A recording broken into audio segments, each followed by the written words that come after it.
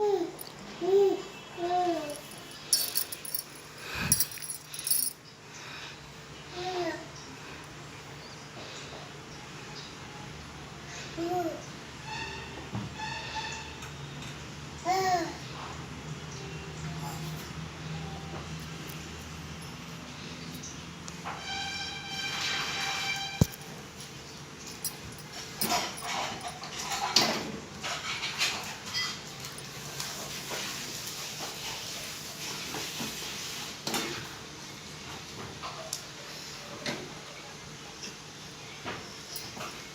चलोगे क्या?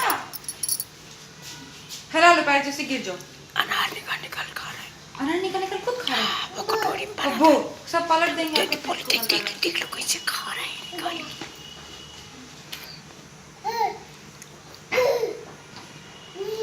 रुचि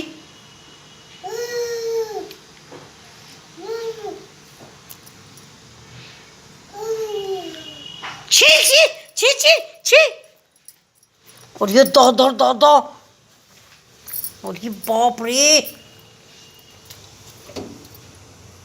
अरे अरविंद ये लौकी कब की उबाली रखी है? अच्छा हटो बेटा उठाओ जरा इनका। वो घी कहाँ रखा है? घी यहाँ पे रख दिया। ले हाँ ले। तो लाओ तो उसमें डिब्बा और अचार उचार तो रखा है भैया नहीं।